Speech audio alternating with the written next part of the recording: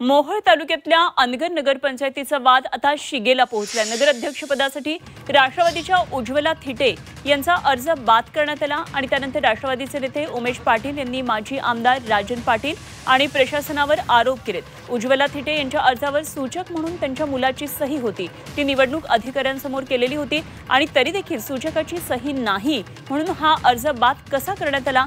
प्रशासनाने काही टेक्निक वापरून सही गायब केली आहे का, याची चौकशी व्हावी अशी मागणी उमेश पाटील यांनी केली आहे।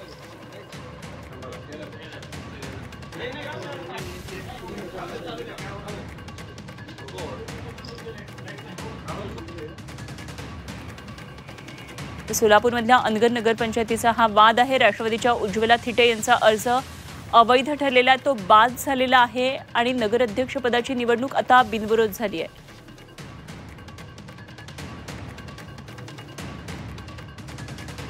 तर उज्ज्वला थिटे यांच्याबरोबर बातचीत केली आमचे प्रतिनिधी अभिषेक अदेप्पा यांनी। पाहूया। राष्ट्रवादी काँग्रेस अजित पवार पक्षाचे अधिकृत उमेदवार उज्ज्वला थिटे यांनी अनगर नगरपंचायतीतून आपला फॉर्म हा भरला होता। खरं तर मोठा संघर्ष या दरम्यानच्या काळात पाहायला मिळाला, मात्र काल छाननीवेळी तो अर्ज हा बाद करण्यात आलेला आहे। या संदर्भात बोलण्यासाठी उज्ज्वला थिटे आपल्यासोबत आहेत। ताई, काय भावना आहेत?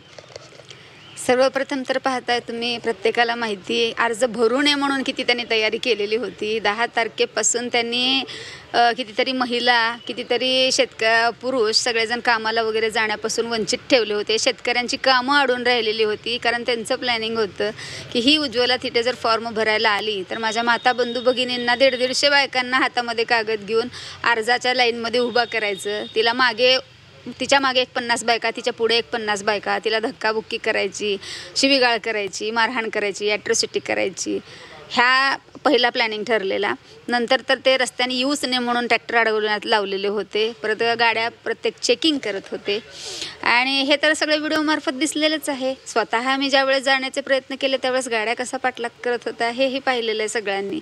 तरीही पोलीस डिपार्टमेंटने, सगळे IPS अधिकाऱ्यांनी, प्रशासकीय अधिकाऱ्यांनी सपोर्ट केला की त्यांनी मला तिथपर्यंत पोहोचवलं। मी तिथं गेले, मी तिथं अर्ज केला। डोंगर हा खूप मोठा होता, पण वाटतं माणसाला हा डोंगर चढावा कधी, प्रत्येकाच्या मनात भीती असते, पण तुम्ही हिम्मत बांधली तर तुम्ही तो चढू शकतच असता। तसा मी तो डोंगर सर केला। मी तिथं जाऊन झेंडा तरी लावून आले। माझं मला माहितीच होतं एकतर ह्यांनी भरण्याला अडथळा करत आहेत आणि जरी फॉर्म आपण भरलाच तर तो बाद होण्याचे चान्सेस तिथंच आहेत, कारण अनगर नगरपंचायतची छाननी तिथंच होती ना, ती कुठे दुसरी होती आणि आमच्या छाननीवेळी एकही माणूस उपस्थित नव्हता। मी आधीच सांगितलं होतं, निवडणूक निर्णायक अधिकाऱ्यांना, सरांना सांगितलं, सर छाननीच्या वेळेस उद्या आमचं एकही व्यक्ती नसेल, व्हॉइस कॉन्फरन्स असेल तर आम्ही ती जॉईन करू, कारण माझे वकील देखील भीतीपोटी आणि दहशतीपोटी इथं येणार नाही आहेत। ते म्हणलं व्हॉइस कॉन्फरन्सची तरतूद तिथं नाही आहे। मग आम्ही आपल्या देवावर हे ठेवलं आणि होता होईल एवढं तर सगळेही कागद आणि डॉक्युमेंट्स हे कलेक्टर साहेब यांनी चेकिंग केलेले होते। अनगर नगरपंचायतीच्या करता, नगराध्यक्षपदाकरता उज्ज्वला थिटे यांनी भरलेला उमेदवारी अर्ज आज छाननीमध्ये बाद करण्यात आला। अनगरकर पाटलांचा पळपुटेपणा पुन्हा एकदा सिद्ध झाला।